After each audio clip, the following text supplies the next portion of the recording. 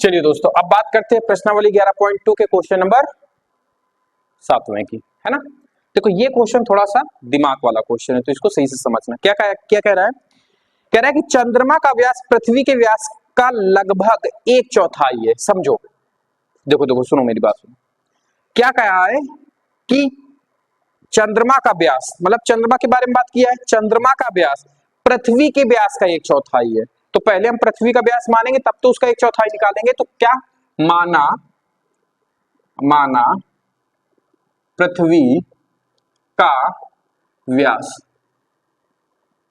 अच्छा एक बात बताओ, व्यास क्या होता है? रेडियस का 2 गुना। तो हम व्यास को 2r माने, तो पृथ्वी की त्रिज्या कितनी निकल के आएगी? r आएगी, 2 से 2 कट जाएगा। अब क्या कहा है भाई, देखो जिस अनुपात में किसी भी आकृति का व्यास बढ़ता है, उसी अनुपात में आपकी रेडियस भी बढ़ती है। तो अब एक बात बताओ, जैसे हमने कहा, इसने क्या कहा, क्वेश्चन के अकॉर्डिंग में चलूं तो माना पृथ्वी का व्यास 2,4 है, तो इसका क्या कहा है? 1/4 क्या है इसका?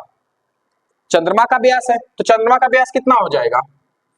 चंद्रमा का व्यास, चंद्रमा का व्यास क्या हो जाएगा? 2r।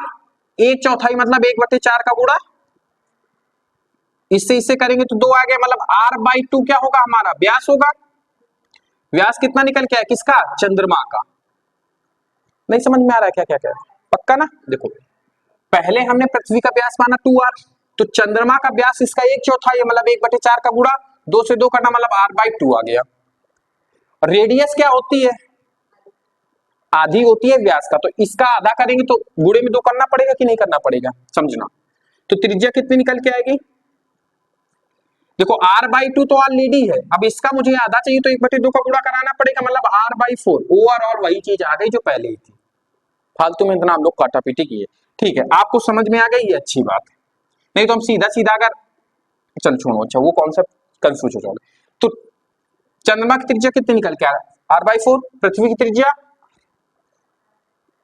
देखो क्वेश्चन सुनो, क्वेश्चन घुमाने के लिए इसने इतना बवाल किया है। नहीं वो सीधा भी कह सकता था कि पृथ्वी की त्रिज्या चंद्रमा की त्रिज्या की 1/4 है, कह सकता था कि नहीं, लेकिन उसने क्या किया? पहले व्यास किया।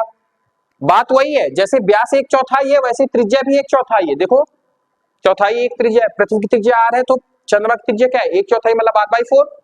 वही व्यास भी कह रहा था, व्यास कितना है? व्यास जितना भी उसका 1/4 है। तो बात वही होती है, चाहे व्यास हो चाहे रेडियस हो, अनुपात बिल्कुल दोनों का बराबर रहता है।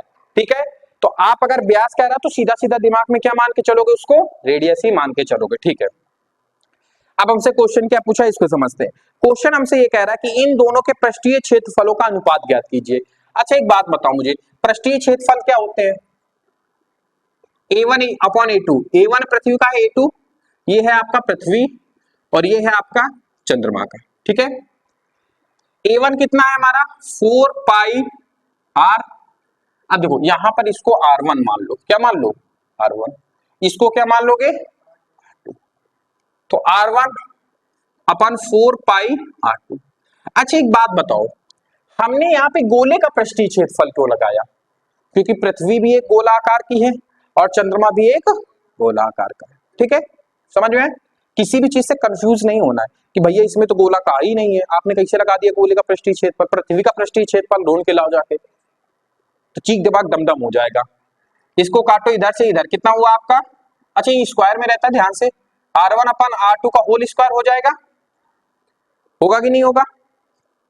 चलो अब R1 की जगह क्या रखोगे? R2 की जगह क्या रखोगे? r/4 का होल स्क्वायर। अच्छा एक बात बताओ, इसके भी एक है, पहला पद गुणे चौथा पद, दूसरा पद गुणे तीसरा पद, तो ये कितना आ जाएगा? 4r/r का होल स्क्वायर। r से r गया, 4 चौको 16, 16:1 आ गया कि नहीं? मतलब A1/A2 नहीं, गलत हो जाएगा, 16:1 हुआ है। ठीक है, तो आप इसको ऐसे भी लिख सकते हो, 16:1। समझ में आया आपको कि नहीं आया? 1:16। तो फिर वो ऐसे पूछ रहा होगा, चंद्रमा से पूछ रहा होगा कंफर्म। इन दोनों का चंद्रमा का व्यास, हाँ चंद्रमा का पहले पूछा, जिसने पहले किसकी बात किया हुआ है क्वेश्चन की शुरुआत में? चंद्रमा की ना। तो चंद्रमा के A2 माना था, तो इसको पलटोगे, A2 अपॉन A1 करोगे तो कितना हो जाएगा, 1:16 हो जाएगा ना। बात यार वही है, समझ जाया करो, थोड़ा बहुत पढ़े लिखे लड़के उन पर गवान है, ये राशि अच्छा और बाल में खाल निकाला करती है। चलो नोट कर लो, फिर इसके बाद अगली क्लास में अगला क्वेश्चन बताते हैं।